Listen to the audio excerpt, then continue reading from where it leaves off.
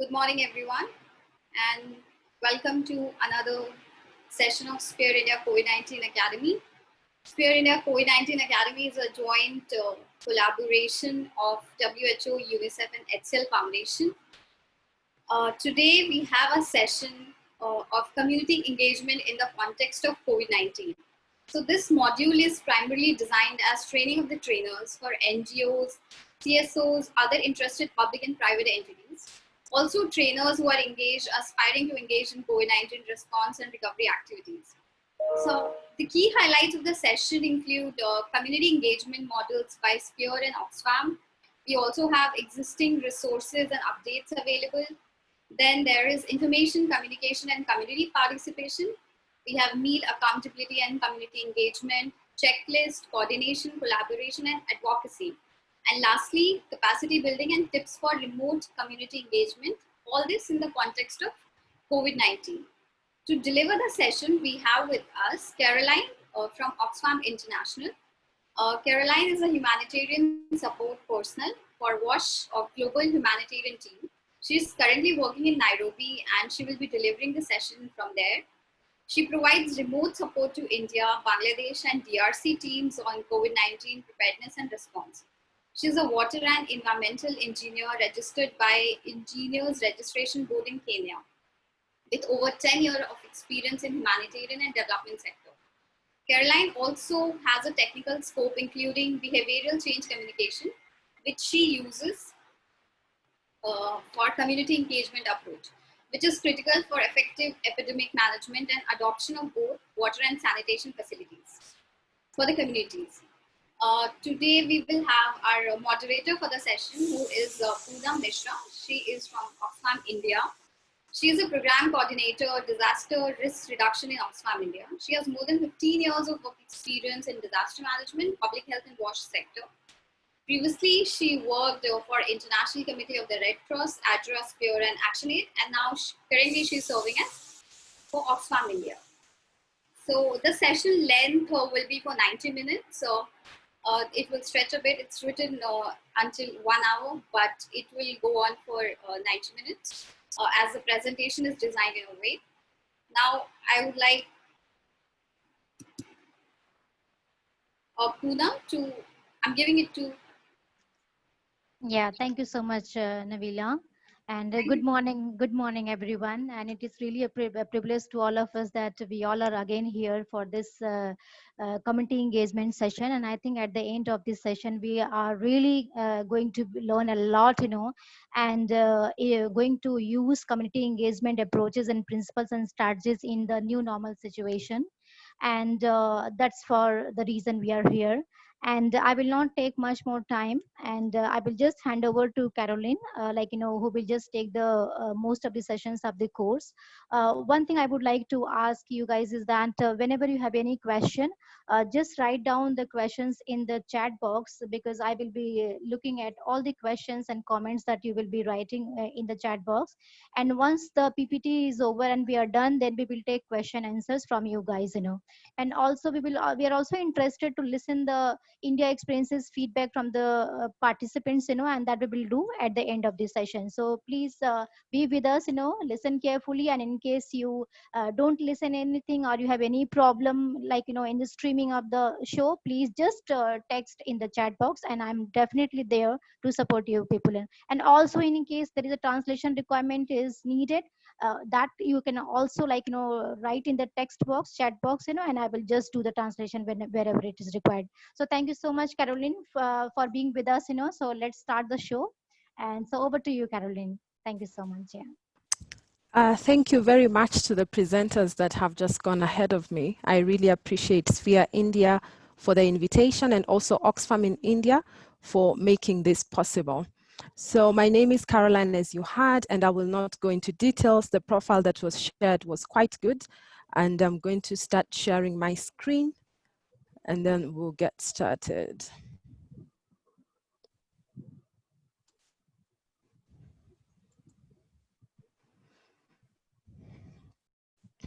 Poonam, can everybody see my screen? At least I can see that. So okay. Yes, it's visible. Very much. So let me just see in this chat box also if people have any. Okay. Thank you very much. So today our focus is community engagement in WASH. And of course, we are looking at how to work with communities to minimize COVID-19 infection risks. The objective of today's webinar is going to be how to support you as professionals and volunteers responsible for the WASH programs in India to make sure that you're equipped with the knowledge and also practical skills. So we are going to look at some practical examples, not just the theoretic side of things, so that you're able to effectively engage communities during COVID-19 response in the current prevailing context where access to communities is limited. So I know the lockdown in India has actually been lifted, but we know with COVID, things are not the same as they used to be. This is the new normal. So we are getting a lot of restrictions on travel. Of course, international borders have been closed for many countries. And so we want to make sure that even in the examples that we are giving, we share experiences that are working on how to effectively engage communities, even when there is limited access to them. So we are going to have three parts in this webinar. The first part, of course, is I'm going to recap a bit. I know you've had a series of trainings, so I'm not going to explain what COVID-19 is, but I will do a small recap on how WASH links to COVID-19 so that we are all on the same page. And then I will dive into community engagement in WASH.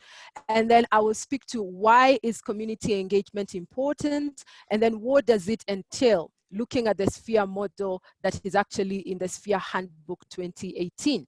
Then the second part of the webinar is going to focus on what is community engagement in practice. So we are going to start with the theoretical side of things, and then we'll go into practice, and then we'll look at what is needed to do it, how do we adapt our responses in line with COVID-19, and how do we learn from previous outbreaks, especially in Africa. We've had Ebola, which is also a viral disease. So how do we learn from other experiences in previous outbreaks? Then the last bit is going to focus on actual examples. So we have 3 case studies that we've prepared for you. So I will share experiences from DRC, the Democratic Republic of Congo, because this is an interesting dimension because they've got both Ebola and COVID-19. And then I'll share experiences from Bangladesh, which is very close to India. And then Poonam will also highlight examples from India, what Oxfam in India is doing. And then lastly, we'll share resources that you can actually link to receive more information. As Poonam said, if you've got questions as we go on, please put them in the chat box because we are going to have a Q&A session after the entire presentation. So let's recap a bit on WASH and COVID-19. What are some of the key behaviors that we are encouraging people to do to prevent themselves from getting COVID-19? So one of the top behaviors is hand washing, okay? And this is because the mode of transmission, we are talking about there is direct transmission when someone coughs and someone else in close proximity is able to get from the droplets. But there is also contamination via surfaces. Okay, and so hand washing becomes a behavior that is quite critical because if you touch the surface and then you touch your face without washing your hands, you can be able to transmit it. At the same time, if you're just walking around, you know, there's so many things that you could be touching that could probably have had the droplets from someone that is infected. So hand washing is really important. So under hand washing, we've got the hand washing infrastructure, which are the devices and also the products that you can use like sanitizers where you don't have access to water and soap. And then of course, there is the behavior where you need to wash your hands as frequently as possible. The other behavior that is coming up is really cleaning or disinfecting surfaces frequently, especially the surfaces that we touch excuse me, many times, like the doorknobs to toilets and showers, you know, at the workplace, if you're sharing, you know, a conference room, there's a table there. So these surfaces that people are touching frequently need to be disinfected. So we've got the cleaning disinfectants, and also some people are using some diluted bleach or chlorine. Then the other key behavior that is related to COVID-19 when we talk about wash is this new physical distancing. The recommendation is about 2 meters, and of course this is also tied in to the distance it takes when someone coughs or sneezes, okay, for the droplets to be able to go to the next person. So that is why we've got reduced travel or travel restrictions between countries. And also for the physical distancing, we are encouraging those that are vulnerable to be shielded so that we make sure that they stay at home and they don't have to expose themselves to risk of exposure. What about activities? So when we talk about WASH, I'm sure these are things that you've had, but it's important for us to start here, because when we talk about community engagement, it is about bringing communities to understand this. So when we look at the WASH itself in relation to practical activities that we are doing to encourage the behavior that I spoke about, when you look at the water on my far right, we need to provide water. The WASH, of course, W is water. We need to provide water so that people have access to those behaviors that we are encouraging. You cannot wash your hands if you don't have water. So of course, there is a lot that the engineers are doing to make sure that water is available. When we come to the sanitation side of things, we are talking about, of course, there is evidence that the viral load can still be found in fecal matter. So we want to make sure that even though it has not been proven that you can actually get it through the fecal matter, we contain that matter and we ensure that there is no risk, okay? So we are talking about, of course, providing sanitation facilities, and especially at health facilities where we are doing quarantine and isolation. Then, of course, disinfection still falls there. And then we are talking about making sure that all the workers have got the right PPEs, and then making sure that we dispose the PPEs correctly. Now, the last bit, which is the hygiene promotion, is where we want to tie in the community engagement. So we do know the behaviors we want to encourage, but at the same time, when it comes to washing diseases, when it comes to epidemics, we really have to recognize as WASH practitioners that the aspect of communities being on the lead is really, really important. And so that is why we are saying not just telling the communities to practice the behavior, but there is this big ear that is about making sure that we are listening to communities, focus on listening to communities so that we know their perceptions of the disease, and then we explore together with them community-led solutions. And of course, with limited access, we see a mobile phone, because now we are talking about remote management, talking to people and becoming innovative and allowing the digital space. Hand washing stations go without saying, because there has to be physical support when we want to encourage the behavior. So with that recap, we are all on the same page. So what exactly is community engagement in WASH? So remember, as WASH, our goal is to reduce and prevent public health risks, okay? So when we talk about diseases, that is part of it, because diseases are a public health risk. So when we talk about community engagement, what we are saying is about working more directly with diverse community groups. And why do we want to work directly with them? We want to do this so that we can understand what motivates them and what makes it difficult for them to adopt the positive behavior changes that we need so that they reduce their public health risks. So remember, when we are encouraging behavior change, it's about the people. And we will see what affects behavior so that we are able to work with them to understand what motivates them, because we want to do more of the motivators or enablers. We want to encourage more of that. And then we want to reduce more of what are called the barriers. So we are constantly seeking opportunities to strengthen the capacity of the people. So community engagement is having a planned and dynamic process to make this possible, okay?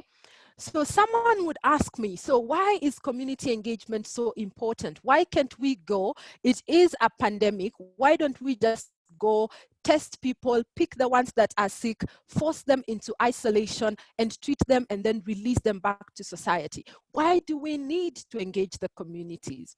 One of the key reasons why we need to engage communities, and especially in the context we are working, is because as humanitarian workers, we are already dealing with crisis-affected populations. So for example, in India and Bangladesh, just last month, we had a super cyclone Amphan. So already you're dealing with people that have already been affected by this cyclone. In other places in India, we actually have floods. So you're dealing with people that already have a crisis. And so the people that are already affected by crisis usually have difficulties accessing health, social, and economic services. They also have limited access to water, sanitation, and hygiene. Sometimes they also have limited engagement with mass or social media. They have a greater likelihood of living in crowded environments and more likely to be marginalized and stigmatized. So that is why it is so important to engage them and understand not just the one aspect that we are dealing with, which is COVID, but understand all the other things that they're dealing with as well, so that we are able to provide responses that are really addressing all the issues that they are facing. And we also listen to their priorities as well. Okay, so what is community engagement in WASH? What does it really entail? I already started by saying it is a systematic and planned process. Okay, so we are engaging communities. We are trying to listen to them so that we encourage the enablers or motivators for behavior change, and we address what we call the barriers. So community engagement, this is a model that is in the Sphere Handbook 2019, page 98. I think this is Handbook 2018, if I'm not wrong. So the context, the people, the behavior and practice, that whole top section is actually addressing the analysis. Okay, and then we've got information and communication, capacity building, accountability, participation, monitoring, evaluation, and learning. Okay, so these 4 things, or rather 5 things, actually happen during the program implementation. Okay, and then we've got 2 last pillars, which is advocacy and coordination and collaboration, which is the external engagement. So when we are talking about community engagement in WASH, this is what we are talking about. We are saying we want people to make sure that they speak to the communities they're serving, understand their context, understand who they are as a people, you know, all the aspects that are there, power dynamics, religion, influential groups, understand the behavior and practice, and then be able, with that analysis, be able to support the information and communication that is relevant for that group, the capacity building of the people working with that community, accountability, participation, and make sure that we are monitoring and learning as we go along. And then for external engagement, we need coordination and collaboration plus advocacy. As we share the experiences from DRC, Bangladesh, and India, each of these segments will become relevant for COVID-19. Okay, so please have this picture at the back of your mind, because this is what community engagement entails. So I know it sounds good when we talk about community engagement, but many times when I'm having this kind of webinars, or in the past when I was doing face-to-face trainings for WASH staff in different countries that I went to, one of the things is I would be told we are already engaging communities. So what is so different? Is community engagement not just community participation? Okay, but we understand, if you look at the module that, or rather the model that I projected, participation is part of community engagement. So it is not community engagement. Community engagement is much, much wider. It encompasses many, many more components, as I have just explained. So the first question people ask me is, what is different? What were we doing before, and what are we encouraging us to do now? So previously, when it came to risks, okay, we had the rapid response teams that would go to the location where the crisis has happened. For example, after the end of the super cyclone, you quickly do your rapid risk assessments with very little documentation. Most of the time we send experts, okay? So a water engineer goes there, does a quick and dirty rapid assessment. What we are saying now with community engagement is you need to do more of the qualitative data, and also context analysis should be ongoing. Once you do the rapid assessment at the beginning, that should get you started, but you should be doing deeper context analysis as you continue with the response. The other aspect is on the understanding. Why do we need to understand people? So in the past, most of us in organizations were focusing on the knowledge assessment and practice surveys. Okay, so these were usually very long, and then you sit there outside the household with your questionnaire, with your team, and you're asking questions, and the person in the household is even tired. By the time you're getting to question 12, the person is really tired. So what we are saying is, using a community engagement approach, you're going to do this over time, and you're going to engage different people when they are available to make sure that you understand. So you identify the formal and informal stakeholders, you identify the people that the communities call opinion leaders, and then you engage them over time to get information on the community's knowledge and practice. Okay, so that is the difference. The other aspect is inclusion. So of course, if you read the core humanitarian standards, we are talking about making sure that we engage the vulnerable groups. And so most of us understand this. But when we go to communities, we just look for who we are able to access. But when we are talking about using a community engagement approach, what we are saying is you're going to have ongoing interaction. So over time, you will find out who are the marginalized people, and then you will be able to tweak and improve the quality of the WASH services and facilities that you are providing to these people. So this community engagement really is an approach that we are going to do with time, and it is about us listening and being close to communities.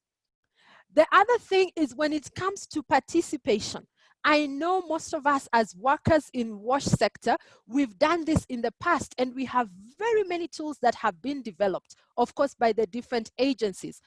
What we are saying now is we do so much of participation, but how many of us actually measure if the community participation is effective? So what we are saying is, when it comes to community engagement approach, make sure you consult the people, you modify, then you consult again, and then you make sure that you measure so that you can see the changes from when you started working with the community to where you are now. What are the changes that you have made? Okay, and we'll see examples of that. Then when it comes to communication, many times we were doing a lot of talking, you know. We know so much, and we want the community to really understand what we are saying. So we go to a community, we tell them so much about COVID-19, but we are really not listening to what they also have to offer. So we are just telling people instead of listening. So for what we are talking about now, when we talk about community engagement, is creating a space to listen. So two-way communication. You listen to what the community is saying, and you also provide them facts for issues that they may not understand properly. Being open and honest, and really making sure that it's a dialogue. Then the last aspect is on advocacy. Many times, NGOs and other organizations like private sector, and even the UN agencies, at times we think we know more of what is needed for the community. So we are constantly advocating based on our own thoughts, instead of listening to the communities and then amplifying their voice. So we are saying, do some programmatic evidence. Get evidence from the program you're implementing, listen to the community, and then use the feedback they give you to the coordination platforms and advocate for what the community is finding to be their needs and priorities. So that is a brief explanation of what we have been doing in many of our organizations and in our programs, and why we are saying now we need to shift and embrace a community engagement approach. Now, many times people ask me, this sounds very complicated and we need so many things, we need a lot of resources to be able to do. Unfortunately, it is more of a mindset than what we need. So one of the things people think you need is a lot of time to do this. No, you don't need a lot of time. But yes, you may need to allocate some resources. You may need to hire the right staff, you know, with the right skills. You may need a meal team because we want to measure. Okay, we don't just want to do a community participation. We want to measure what we are doing. And then sometimes, of course, you need support from the HR team to do that. And you may need also, especially in cases of epidemics, you may need anthropologists and social scientists to help you dig deeper into what it means, especially from epidemiological side of things. More often than not, you don't need any specialized equipment.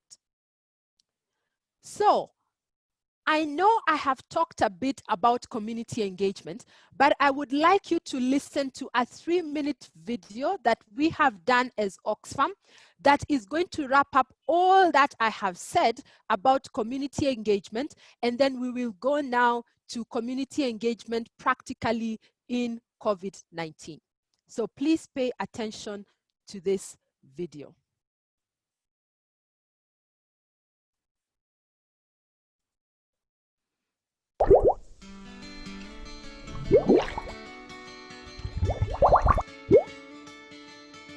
When we respond to emergencies, we must remember that people affected by crisis have capacity and can develop their own solutions. Honest dialogue and open communication with communities can make all the difference, particularly when it comes to water, sanitation, and hygiene.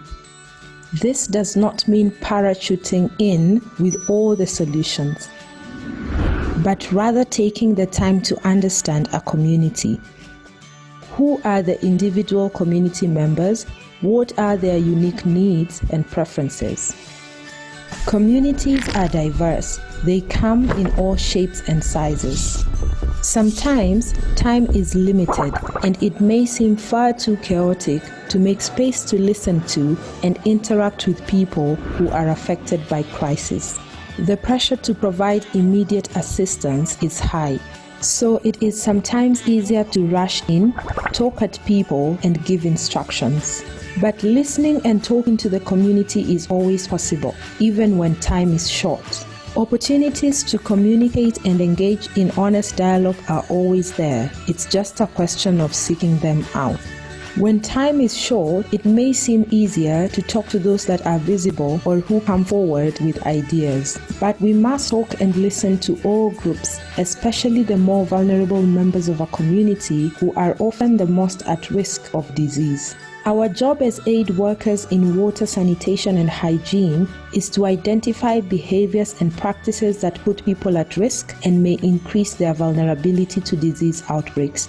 Our responsibility is to then support and help people find their own solutions.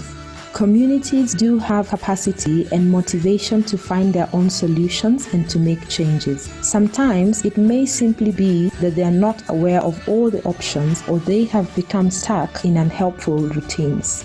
It's not about telling people what to do and expecting magical changes. It's about understanding why they behave as they do, why they prefer certain things over others, how their culture affects their behavior. Most of all, we must remember that perfect is not possible. Lengthy and complex studies can be a waste of time, especially when community needs are urgent and need our attention. The most important thing is to be flexible, to listen, then think, then act. Don't aim for perfect, aim for good enough. Good and effective community engagement in WASH is not rocket science. Consult with communities, modify your program, and consult again. It's as easy as 1, 2, 3.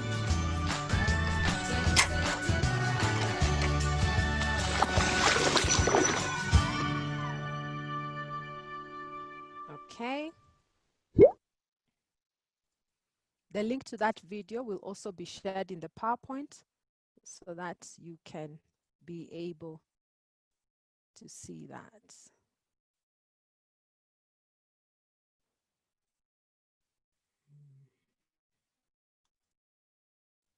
Sorry.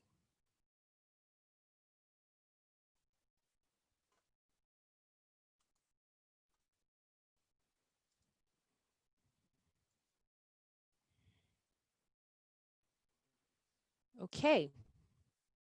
I'd like to hear your comments as well on the video. So if you can put that on the chat box when we come to the Q&A, we'll be able to go through it. So that is just a summary of what community engagement in WASH is and how we can really do it. So let's now focus on COVID-19. How do we adapt our responses to COVID-19? Because in most of the places, we are already working with communities. We are working on WASH, but now COVID-19 is the new reality. So when we are talking about adapting our responses based on what we have already seen in terms of behavior or what we are hearing from the community, there are 3 key things that we need to do. The first is we need to understand the community risks and barriers, make sure that we understand all the perceptions of the community. And then we tailor our support and work with the trusted influencers using a diversified set of communication tool and formats. And the last thing, remember we said consult, modify, consult. Then continuously adapt the response to the evolving situation. You're getting cases, you're getting reports from the Ministry of Health in the area of your working, so you know how the COVID epi data is changing over time. So you need to look at how the data is coming in, and then you look at the perceptions from the community, and then you adapt your response.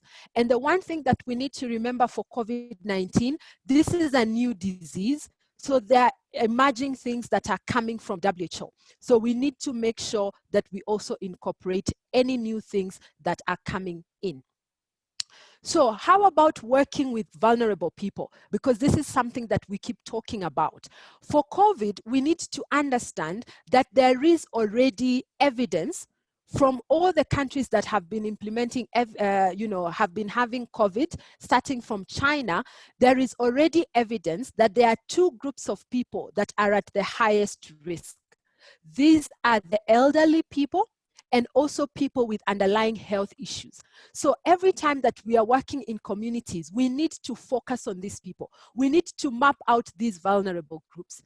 But the other thing we need to understand is we have other vulnerable groups that are also vulnerable to COVID because of many other issues. Because I said earlier on, remember we are serving people already in crisis.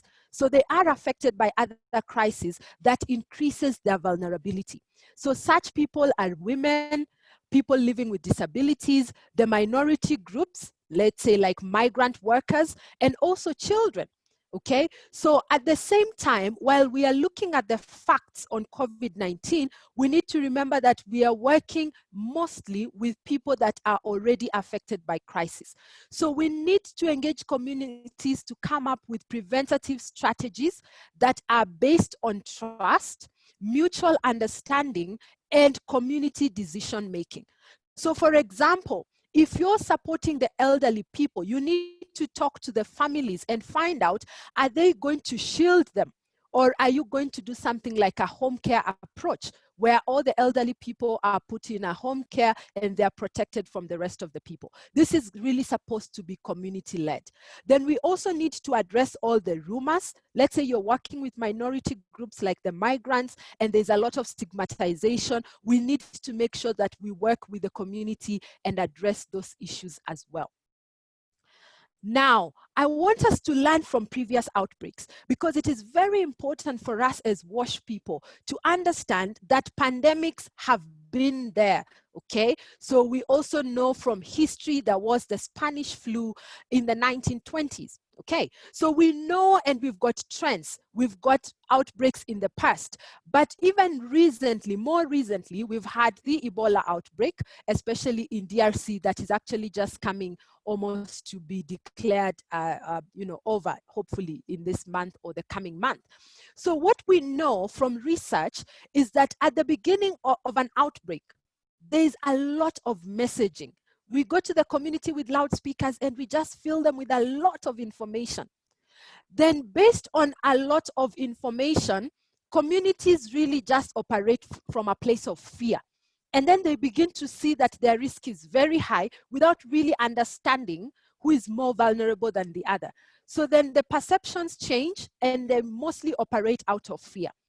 More often than not, we also get new norms emerging. So like the physical distancing, now people start saying, okay, you cannot shake hands, you cannot do this. So how do you interact without doing what you were doing before? And then sometimes we also have hygiene behaviors increasing. Okay, so hand washing, things that you were struggling with before, people really begin to do them more often. Again, sometimes because of fear at the beginning. So what we want to encourage is really three things. Please, for any epidemic, starting with what we are dealing with, which is COVID-19, clearly define your preventative behaviors. Excuse me. Okay? So that we don't operate from a place of fear. We don't engage our communities to be fearful. We need to clearly define what are we encouraging them to do. So for example, our posters need to be clear. We are encouraging you to wash coronavirus away. So you either wash your hands with soap and water for at least 20 seconds, or you use an alcohol-based hand rub. Okay, and when you do that, you're protecting yourself and others from COVID-19. So make sure that your information is very clear on what the preventative behavior is and what it aims to achieve. The second thing is, when you're trying to enable behavior change in difficult circumstances, you need to adapt it to the local context. So for example, if you're trying to explain the physical distancing, different organizations have come up with examples. I'm going to focus on the one that is Oxfam's, the picture that you can see. What we found out with our staff in the field is if you put, your thumb and also your index finger, if you put them just on top of your eye and you stretch, if somebody is 2 meters away from you, you'll be able to see only their head, okay? Then there are other ways that organizations are using to explain the 2 meters. Some people are saying a cow, imagine a cow between yourself and the other person. So really make sure that you find out ways of explaining this in a manner that the users or the people that you're engaging can be able to understand. The last thing is make sure that it is easy and desirable to do. So for example, we talk a lot about the hand washing, but are we providing hand washing devices that are attractive and easy to use? If you look at the picture on the far right, that is Oxfam's hand washing device that has been, designed over the last 3 or 4 years. And what we've done is we've incorporated a lot of feedback in multiple countries to make sure that we come up with a hand washing device that not only conserves water, but is also user friendly. So for example, you can use it for wheelchair people with disability by adjusting the stands, the 3 stands that it has. There is a mirror that makes it very attractive to children. Then for the soap, you can have both liquid soap and you can also have bar soap. Okay, the middle picture is a foot pedal hand washing device by WaterAid, which is actually managed using the foot pedals on either side so that you don't need to touch the tap and have cross contamination. On the left side, I've put in 2 pictures that I got, one from Bangladesh and the other one from DRC, where you see the top picture from I think this was Somalia actually, sorry. You see that there is actually a water point where people are fetching water, and then we are putting a hand washing device right outside because we want to encourage the hand washing behavior, but we don't want people also to be wasteful of the water that is running from the water point. And we are also providing guides on how to ensure the physical distancing as the women and girls are coming to fetch water from the water point. And then the other picture from Bangladesh is actually about how we do distributions while encouraging the physical distancing. So make sure any behavior that you're trying to encourage, that it is easy and desirable for the communities to do. And this will come from how you listen to them. They will also help you to be able to adapt. So let me give 2 examples from DRC, what we are doing, and also from Bangladesh, because I'm supporting these 3 countries. And then Poonam will give examples specific to India, so that she can explain it in a way that all of you can understand. So in DRC, our focus is actually on gathering community perceptions. And we are using a tool called Community Perception Tracking Tool. And this is done on Survey CTO on the mobile phones of all our staff and partners, including the volunteers. So this is something that we started last year during Ebola, and we are continuing with it with COVID-19. So for the last 3 months, some of the feedback that we got is that, of course, there is confusion between Ebola and COVID. There is also the perception that COVID is for the rich because it started in Europe and China, not like Ebola, which was actually in Africa. And then they're also looking at it perhaps as a way of the politicians really keeping themselves busy and humanitarians. Because Ebola is ending, we want to introduce a new disease. Okay, and then there are other perceptions that we are hiding or we are withholding the vaccine, and also that it could be witchcraft. So our focus is really on listening to communities. And why are we doing this? Why did we have to really incorporate this aspect of listening to communities? And why have we really adapted our COVID-19 programs based on the fragile context? What we are doing is we learned from Ebola that you really have to do a community-centered approach. So for us, community engagement is really key because it took us a long time to be able to convince the communities to accept the vaccine for Ebola, to accept treatment for Ebola. And so we realized community-centered approach is critical. We also learned in DRC, we have many other issues like insecurity and many other problems that have been there in the past. So we need to do a regular risk analysis so that we find out what the community is prioritizing. Then the other thing we realized is we needed to support any behavior change we wanted. The software had to be supported with the hardware. So the picture that I have here is an Oxfam staff showing a household that they can actually be able to have a simple Oxfam bucket for hand washing, so that they do the hand washing at their own time, and they can keep it inside the house during the night, but outside, because in this community, insecurity was very high. So during the day, you put it outside on top of a seat or a table, and then your household can be able to wash hands. At night, you safely keep it in your house. The other thing we learned also is we have to focus wash activities in the healthcare facilities, because we realized most of the people are going to these facilities to be able to receive support. Okay, so if they have to go to these facilities to receive support, then they need to be able to find the facilities having met the WASH sphere standards.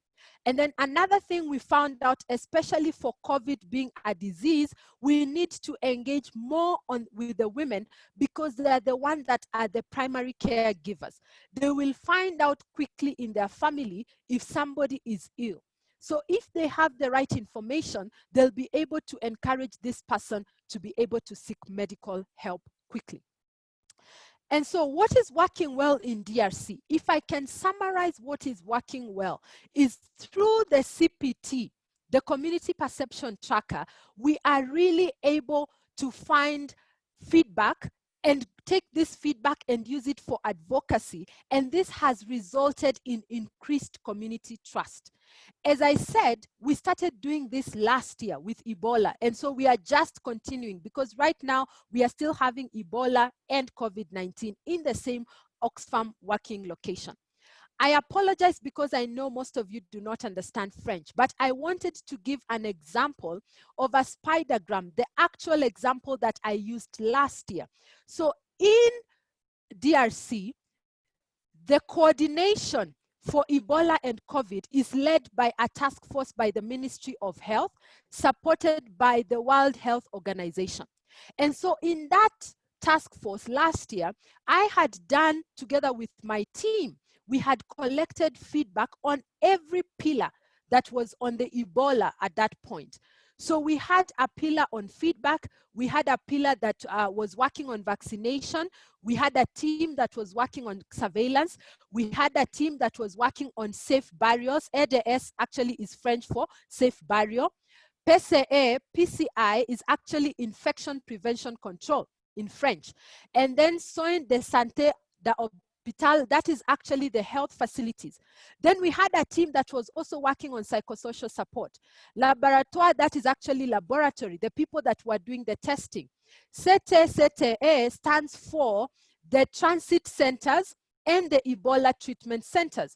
So what we did is we had an established community network which was working through the CSS. They were called community committees. And we also had women groups and we had religious leaders. So my team went to all these different groups and told them to score. Those of you who know the spidergram, you score from a scale of 1 to 5, how satisfied you are with that team's support or engagement or the support that they are giving you. So the community was able to rate all the organizations that were involved in the response at that time. And then we took all the feedback and we plotted it on this spidergram. And this is what I used to present in the task force. And then that yielded a lot of discussion, because when the community was doing the rating, they were also providing their justification. Why are we giving, say, surveillance team, why are we giving them a 3 or a 4 out of 5? They would give their justification. And so some of the teams that were not working well, we were able to share this feedback at the task force level, because the task force level is a coordination that brings all the partners, all the agencies, the UN, the government that is working on the response. And so this is an example of what we did. And we are planning to continue doing this for COVID. At the moment, we have very few cases, so we can't really tell the community to rate what we are doing, because we are still having less than 100 cases in this place. So as the cases increase, we intend to continue using the spidergram to be able to showcase at the coordination level, this is what the community is saying, and this is what they are requesting for in terms of things that we need to do. The other thing you need to understand, of course, is Oxfam's presence in those locations has been there for several years. So we've been able to work with the community and able to build their trust, so they can give us feedback that is very open, because they know that we will advocate on their behalf. The other example I want to give is on Bangladesh. So I was in Bangladesh in the year 2018, supporting the Rohingya response, and I'm now back remotely supporting our teams also to do the COVID-19 response, starting this year in March. So at the beginning in March, we did not have cases in the Rohingya camps, okay? When the first case was reported in Bangladesh, it was in Dhaka, the capital, but it was not in the Rohingya camps. So we did not have movement restrictions in the camps back then. So what did we do as Oxfam? Quickly, we started doing stakeholder mapping, power analysis, to understand the different community groups that we need to work with, and to also come up with communication plans, so that when the travel restrictions would come, we would actually have existing communication plans and groups that we can engage with remotely. So we formed our WhatsApp groups at that time, and right now that is what we are really relying on. We also did risk analysis with key community stakeholders. Okay, so we have imams, we have majis, we have latrine user groups, water user groups, the traditional bath attendants, people living with disabilities, all these groups in the community, and also our community-based volunteers. We sat with them, we identified what are the key risks that we need to deal with, and we generated community action plans to mitigate these risks. Again, at that time, because we still had access to the camps and we had access to our staff, in view of the physical distancing, we were able to do joint trainings with the WASH, with the emergency food security and viable livelihoods, with the gender team and the protection team. And we were working on trainings for our staff, for our partners, for community groups, and also community-based volunteers. So we helped them to identify and understand what is COVID-19 for them to be able to do referrals quickly. So for you to be able to do referral in a community, you must understand the standard case definition of COVID. So then you need to know what COVID is, how to identify the signs and symptoms, and where to actually refer if you suspect somebody has the disease. So we did all this, and we also did some orientation to the key stakeholders that we had met before, so that we were really prepared before the restrictions were imposed by the government. So this is an example of our teams going and having, sharing information. At one point, we were using the speakers. At other points, we would meet with a group of women, observing the physical distance, you can see, and we would also meet the men observing the physical distance, and our community-based volunteer would be able to share with them the right information about COVID using the IC materials that they had. Now, of course, we have cases in the Rohingya camps, okay? And they are now increasing by the day.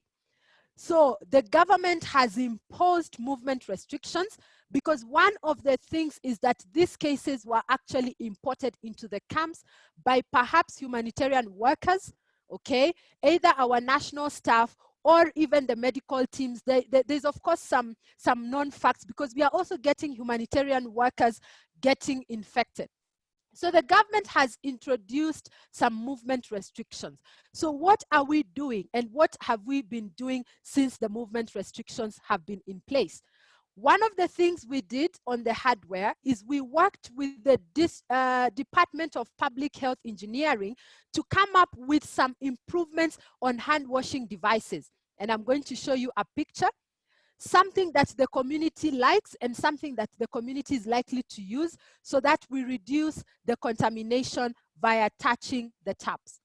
The other thing we are doing is we are encouraging community-led initiatives through the stakeholder groups that we had already oriented, the latrine user group, the water user groups, and the listening groups. Then also in Bangladesh, because of the good feedback that we had on the CPT in DRC, we have introduced the CPT in Bangladesh, so that our teams can be able to gather feedback remotely and put that information on Survey CTO. And from the comfort of my desk here in Nairobi, I can be able to analyze and see the feedback. What are the rumors? What are the myths? What are the misconceptions? And then I can be able to support the team to gather the facts that they can use to debunk those rumors. So we have started using the community perception tracker in Bangladesh as well. Then for collaboration and coordination, Oxfam is working with other agencies, because we cannot do risk communication and community engagement on our own.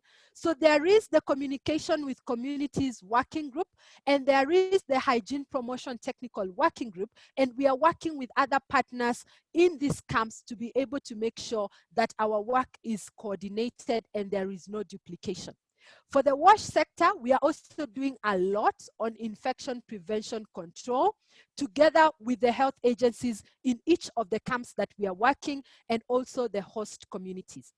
For the higher level discussions, we have the intersector coordination group in Cox's Bazar, and we have the strategic executive group in the capital city of Dhaka, where our country director and program humanitarian coordinator are actually sitting. So they attend those meetings. And then on advocacy, what we are doing is we pick on the issues that come through our feedback mechanism, and then we advocate at different levels. So for example, before the lockdown, before the restrictions on movements, there was already a rule that the Rohingya refugees could not access mobile networks. And so we started advocating alongside other NGOs that our workers, especially the CBVs, the community-based volunteers, would be allowed to have some mobile phones so that we can have WhatsApp groups with them where we share information and we also get feedback from them at real time. And this has actually been granted for the COVID-19. So just an example of the hand washing devices, the improvements that we did. You can see the traditional hand washing device that we were giving before, and then now the foot pedal one that we are encouraging so that we reduce any contamination at the tap. At this point, I'm going to hand over to Poonam to highlight what we have been doing with them in India in terms of really implementing the community engagement approach together with our teams there. Okay, Okay. Poonam? Thank you so much, Caroline. Am I audible? Am I audible Yes, you to all? are. Okay, very good. Yeah. Yes. So thank you so much for the presentation as well as the examples that you have given from DRC as well as from Bangladesh. Now coming to India, and because I also represent Oxfam, so let me tell you that until June 15th, we are present with our COVID response in 66 districts and in 15 states in India. And let's understand how we did it actually. So we started our response in India late in the last week of March, when the lockdown was announced actually. And it was really a pathetic thing for us, because we were also organizing a DRR roadmap program in Assam where 500 government people plus other participants came, and we were in the mid that, okay, sometime the government is going to announce the lockdown, so we were really in a like very tense situation. But we just managed to do it, and then immediately the lockdown was announced. So until date, we have covered around 2,16,979 people with different types of activities, including dry food distribution, hot cooked meal, safety and hygiene kits distribution, and then distribution of PPE kits and cash transfers. We also did a lot of awareness, especially on COVID basics, and we also coordinating with other civil society organizations and organizing training of trainers. So, and this course is a part of our TOT program. So how did we do it? We also doing support programs for the government public health hospitals as well as isolation centers. So let's understand. So like what Caroline said, the first principle that we followed is understanding the risk. Next slide please. Yes. So understanding the context, people and behaviors, this was the first approach that we followed under the community engagement process. So COVID was new to us also, like others. We were also clueless now what's going on. So we were just continuously in touch with Ministry of Health and Family Welfare. We were also talking with WHO, looking at the websites, reading the latest updates. Then also following the news channels, what's going on as an impact of COVID. And we just came to know about the huge migration to among the states. We talked over the phones, trying to understand from the community, from the media houses, from the government, from the IAGs. We also participated in several webinars, to understand the context.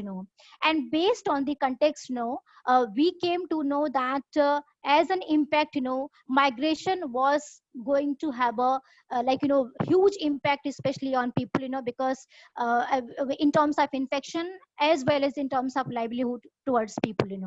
So, and based on these learnings when it comes to migration, when it comes to impact on livelihood, to food security, as well as stigma related thing, because somewhere we were finding the people are taking the disease very lightly, especially the rural part of India.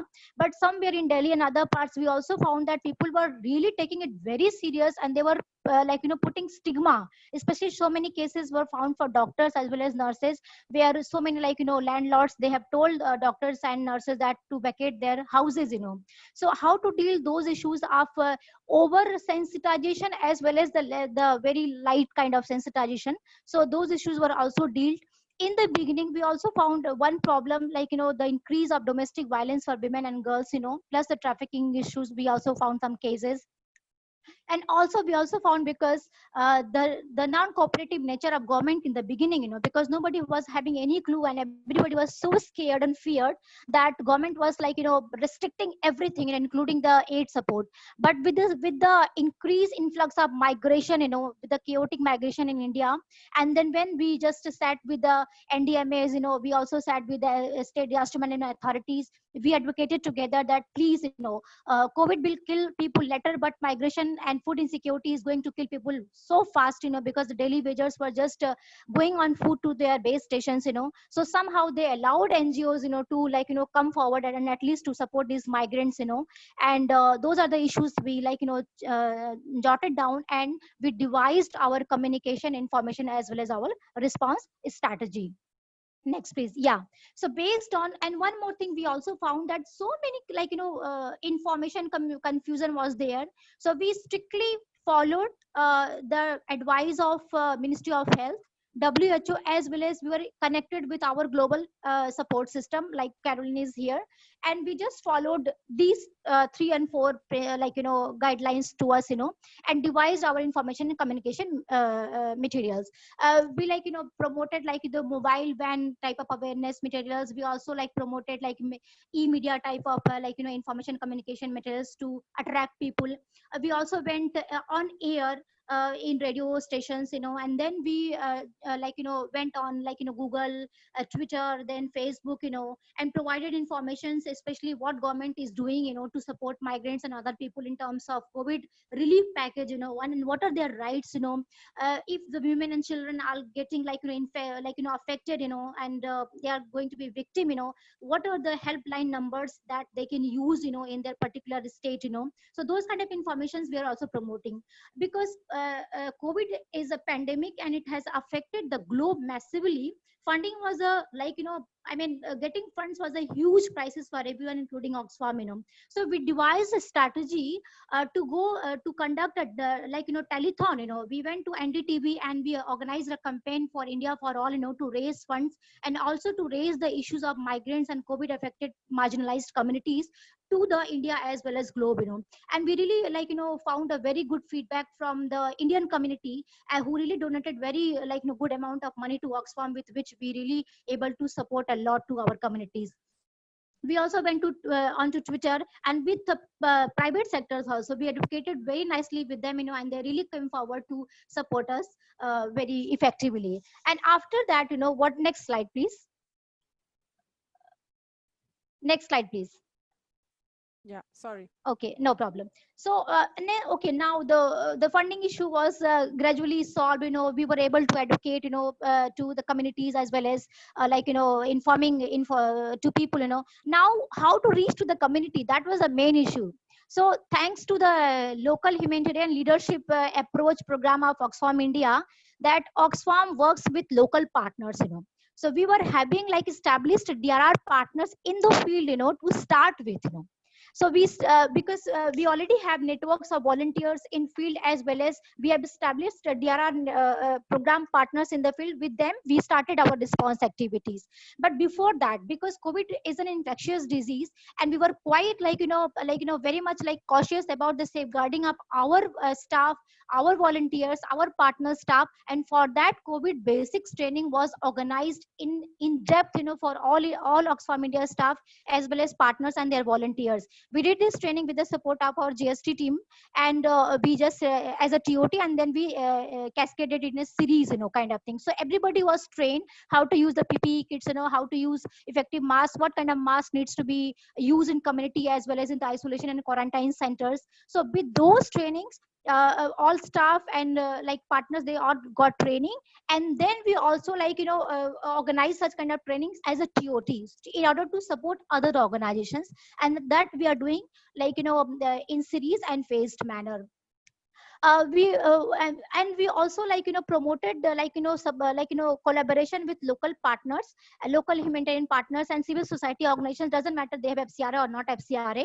And right now we are working with 60 local organizations. So those organizations are our hands these days, because we are sitting in Calcutta or Delhi, and because movement is quite restricted, so with the support of these local agencies, these civil society organizations, we are able to go on the in the field. And for that we provided well established training to them. We also went to train our volunteers in the field, and we have established early warning system networks. And over the website also we messaged safety messages to mobile users. So more than 5 to 6,000 volunteers are registered on our TROSA website, which is on water governance. So we also delivered information through to their mobile phones about safety and security of COVID. We also went following this physical distancing approach in the community, and we also did awareness in the community. And we are running Pathik program, especially for the migrants people, and we distributed cooked food to them. And here you can see we also distributed dry food to the people, and very much following the physical distancing approach. And here these pictures you can see that. Next please.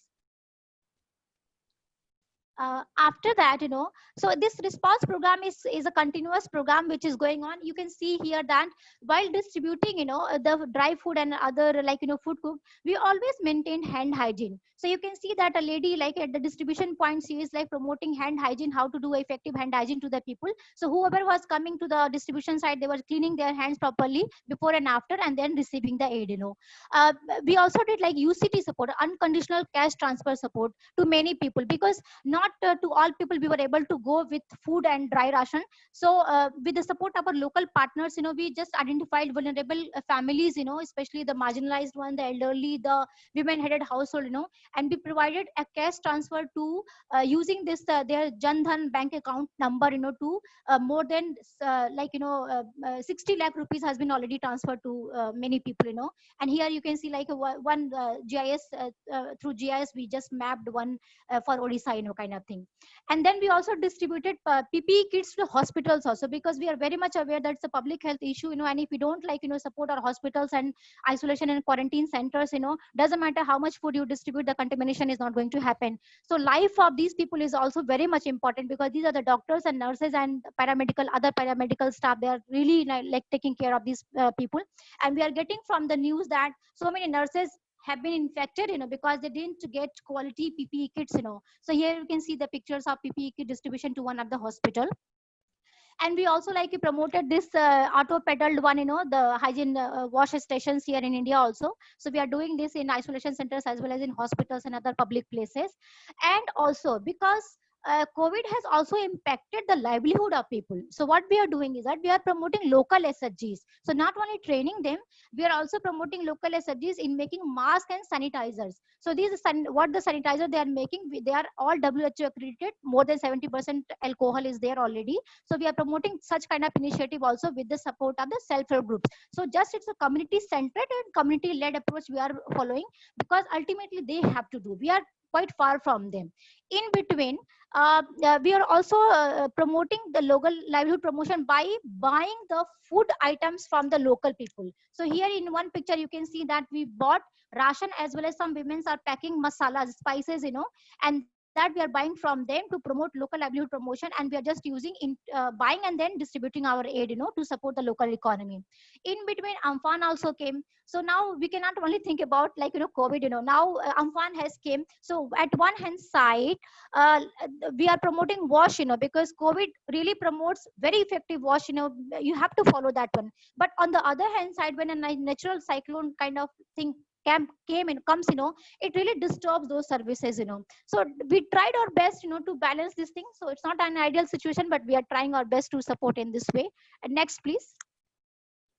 And after that, because community feedback is very important, and that's why we are continuously learning and talking with our people, the agencies, the local partners, the community, through our post distribution monitoring, like the spidergram approach that Caroline has said. We are also promoting that thing. We are calling people, because muster roll also comes when we follow the distribution. So we are taking the phone numbers of some sample beneficiaries, calling them, trying to find out that what worked well, what is not working, how we can improve. We are doing e-review meetings over the webinars, and conducting FGDs with women and girls also to know their issues, the civil society organizations.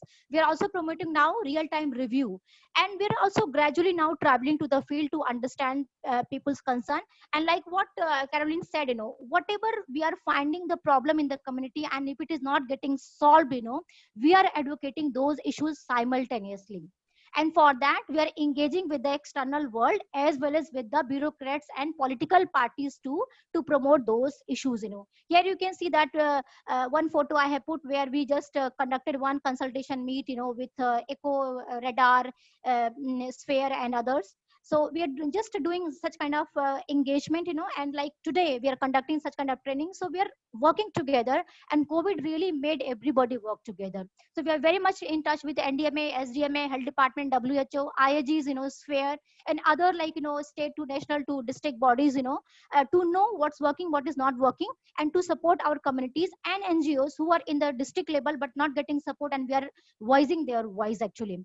Yesterday I attended one, like, webinar of Congress party in Bihar, where they are promoting, like, DRR in Bihar kind of thing.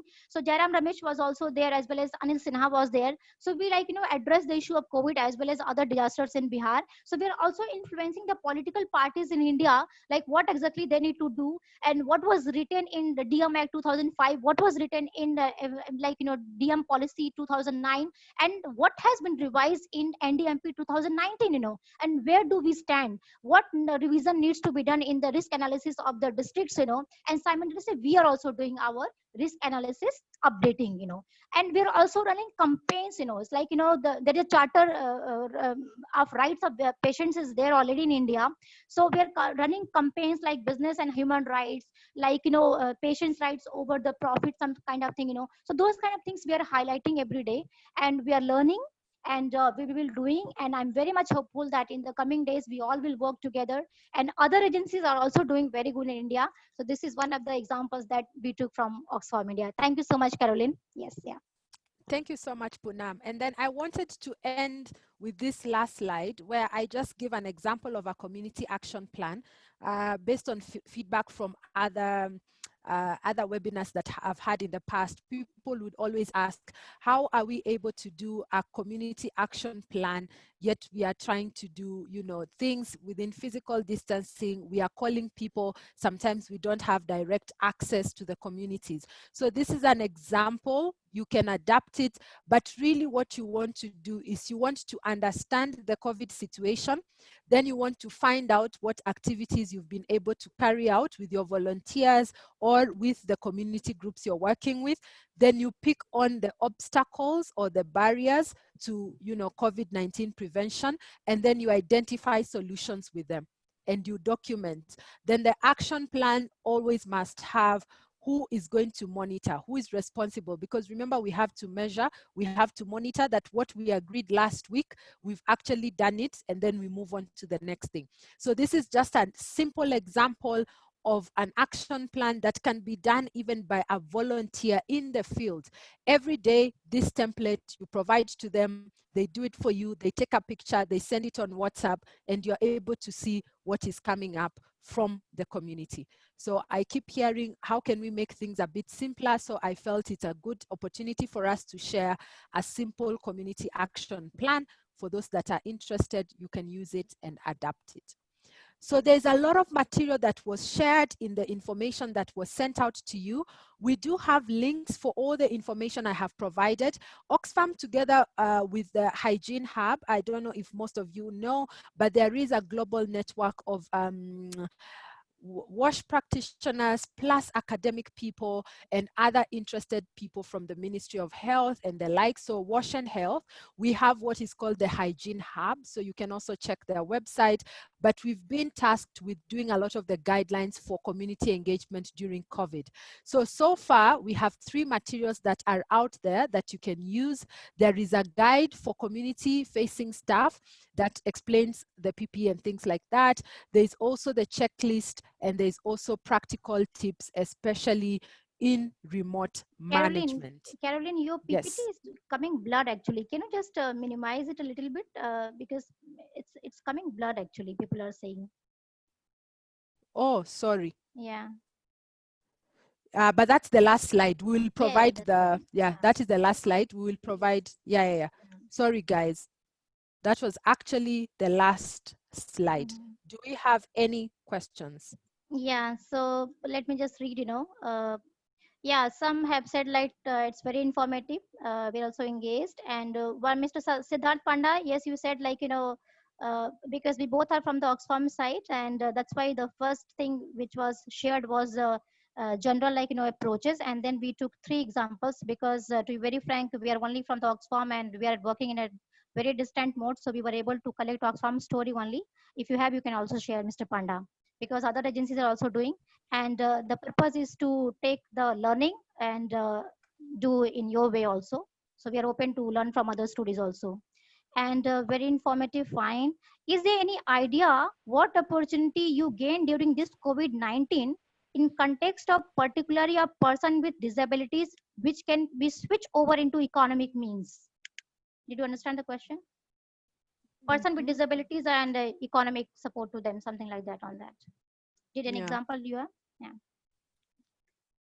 I thought that the example you gave, although I've not seen it in practice, but you're not working with, in India, you're not working with specifically people with disability, but really masks. Because Yes, we are in linking Kenya, actually. we are trying that, women groups, but also in Kenya, I know the country team is exploring, instead of just working with women groups, you can also work with people with disability. They normally have in some communities, in some countries, they have a group that is registered that advocates on their behalf. So providing them opportunities like to make the cloth masks, so that then you buy from, you buy in bulk from them. So I know in India, we're working with different self-help groups, but that can also be extended to people with disability, especially if they're already in a group. Because I know in Kenya, we have people with disability that did vocational training, and so they have formed themselves into a group that is actually, they have an accountant, they have the secretary, then there are people who do the sewing, because disability is different. So the one that really comes to my mind is engaging them to do this, making of masks, the cloth masks, and then organizations can buy from them and distribute to the people that don't have access. Yeah. And I think people need to customize, because they know their locality very well compared to someone from outside, so they need to see what are the opportunities, economic opportunities are available, and who can do it, and make it inclusive wherever it is possible. For example, we also see that we have been working with problem with India is that we are just limited with distribution and some simple support. Now the lockdown is little bit easy now, kind of thing. Now people will go very close to the field, kind of thing, and then now they can innovate as a part of DRR, analyze everything together, and then devise their approaches to make it inclusive actually. Yeah. And more, what else? Poonam, I have a question. Can I read Yes, that? please. Yeah. Please. So there is a question from Ritu to Caroline. She has mentioned that the video mentions consulting the communities. Please share, how do you build ownership in communities? How does the power shift from NGO to community? That's the question. I think it's a brilliant question. Yes, it's very, very important, because again, we said this is a very important question. We want to shift the power to the communities. What I must highlight at this point is, when I was talking about the consult, modify, consult, the idea is, as you consult the community, remember we also have the capacity building. If I can go back perhaps, to the slide that has the community engagement, all of it, these parts will actually add value to each other. So it's not one aspect of the model that will actually shift the power.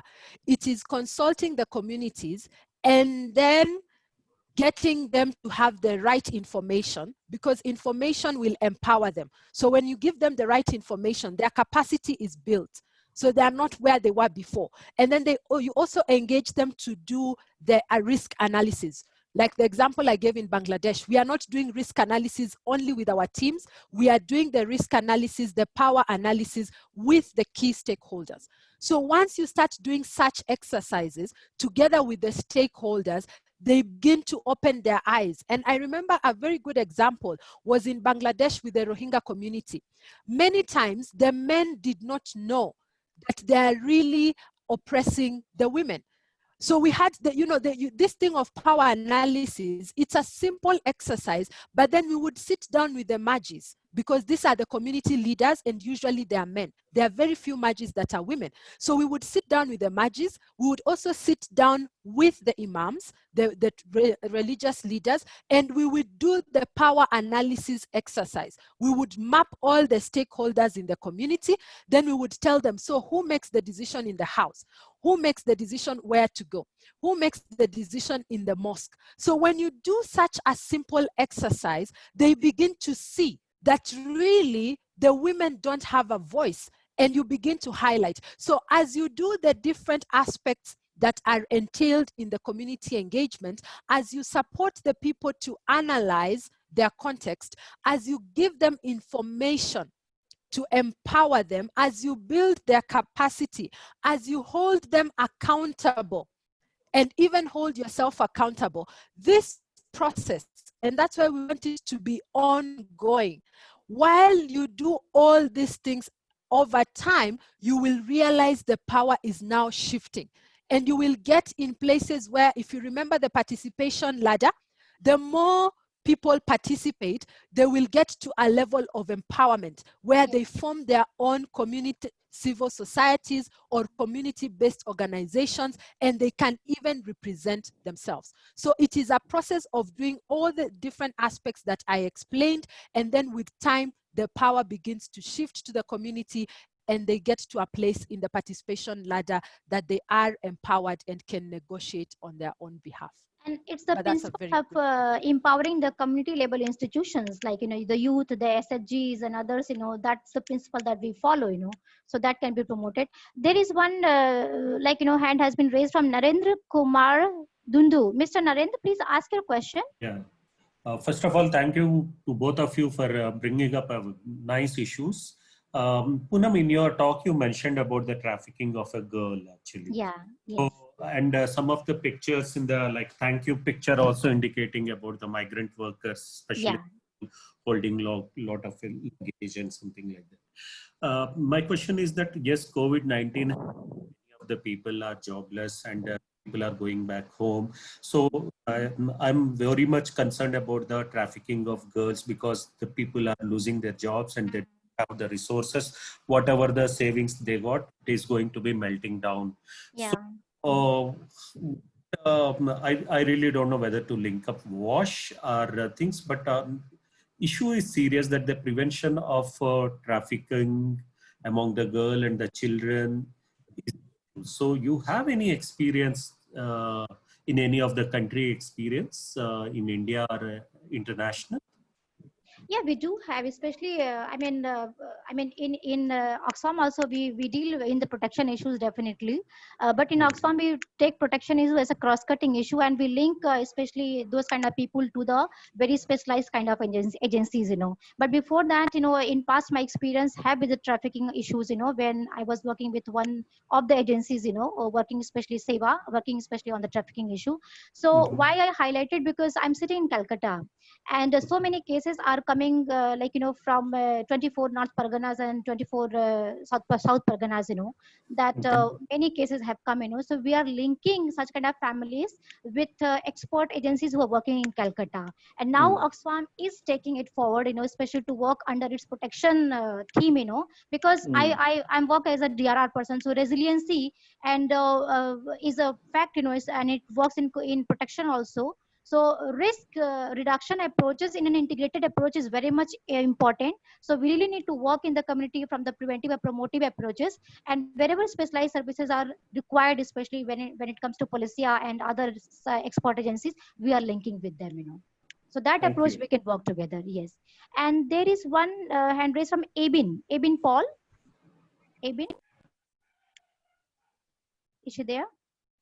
Weber, can you unmute her? Him or her? Yeah, I think she has to accept it. I did unmute her. Okay. Is there any one, like, thing came from one of the participants, is the acronym that you use, LUG, WG, and LGs, Carolyn, from Bangladesh? Yes, Hmm. What is that the was full form? I said latrine user groups, Ah, water user groups, and listening groups. Sorry. okay, okay. Yes. So let me There's the just see. last question, Vivek. I can say it by Vikas Kamble. Uh-huh. India, most of the male are involved in daily wages, so Right. not able to be in community. So how to engage males in this work as decisions are taken by male in the family? Is there any example in Bangladesh, India? Mm-hmm, mm-hmm. Looking for examples. Yes. You want to answer, Carolyn? In, Sorry, I didn't get examples in of. India, Uh-huh. most of the male are involved in daily wages. So Yes. in that they are not able to be in the community, present in the community. So how do you Mhm. engage male in this work, as decision takes are taken by male in the family in general? So any Yeah. example from Bangladesh or India? You want to Yes. answer? Yes, and I think that is why when we are talking about participation, it has to be, you have to map with the community, the key stakeholders and the vulnerable groups, and then you triangulate and make sure that you meet all the groups. Because there is a danger, like the person who asked that question, it's very valid. There's a danger if you're just going to the households, like the traditional hygiene promotion ways of working, you'll just find the same women or the same children and you're not getting. So that comes from the mapping. And what I gave in terms of an example from Bangladesh, I said before the travel restrictions came, we tried as much as possible to go to the community and work with the key stakeholders to map out all the groups that were there and then come up with our communication plan. So for example, the men that are really involved in casual work, like the person is asking, for us through our gender team, because we are implementing an integrated approach, we have male groups. And remember, community engagement is about consulting the community. So you don't force time on them. So what we've done with the male groups, they suggest to us when is their preferred time for meetings and where, the location. So some of the men even want you to go to the marketplace and meet them, say, when they're not having so many workers, or rather they're not having so many customers. And then what we are doing now with the COVID, because of the physical distancing, and we've already advocated they are allowed to access WhatsApp, we've formed groups. So like most of our male groups, they have like 20 people. The female group has 20 people because the camps are well divided into blocks.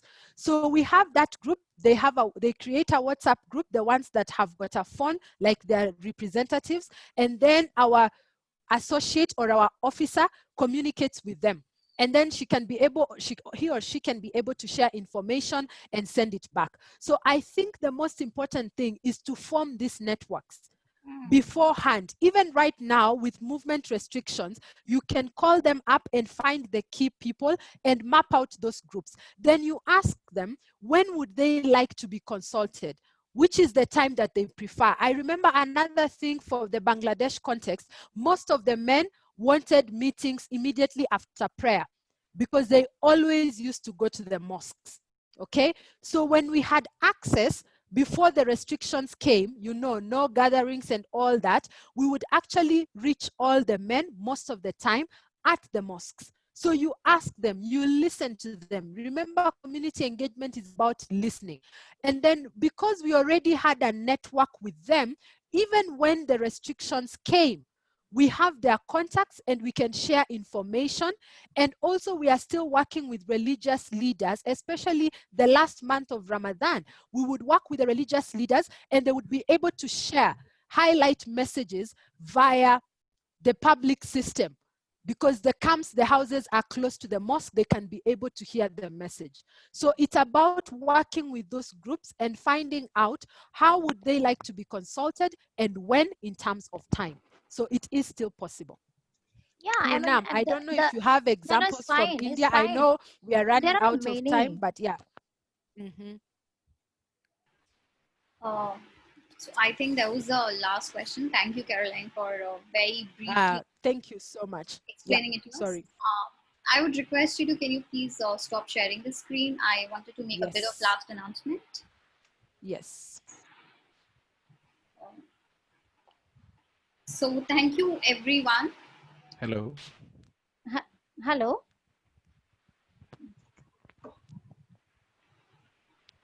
Yeah. Hello. Is there Hello. something? Am I audible? Yes, you Like, are. okay. So I mean, just to answer him, and then we can wrap up. What's time now? It's 12:30, right? Yeah, it's Just a 12:30. minute. So I mean, in any development or DRR programs, we always talk about the baseline survey and PLA and PRA, participative rural appraisal. We talk about those principles, and there are tools of seasonality and calendar mapping.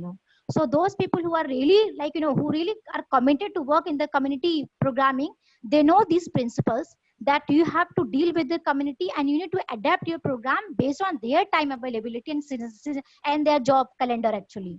So if we just work in that way and our relationship with the community is good, we can involve the male members also. And also when we're talking about gender Listen, equality, you're not audible. Sorry, uh, uh, it's not audible. then hello. Yeah, now you are. Yes, yeah. So in that situation, we are always talking about gender equality, So involve both men, women, the third gender, and others also to ensure that everybody's participation is there and decision is informed and shared. Actually, that is very much important.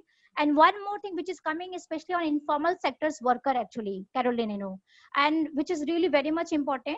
And from India's perspective also, and from women's perspective also, because as per the skill council of green jobs website, in a couple of years India will have the informal sector economy double. Actually, it's going to be so. Now with the increased migration and COVID issue, this is a hot talk now, that what kind of skill building and vocational training needs to be utilized, and how the placement is increased for these kind of people.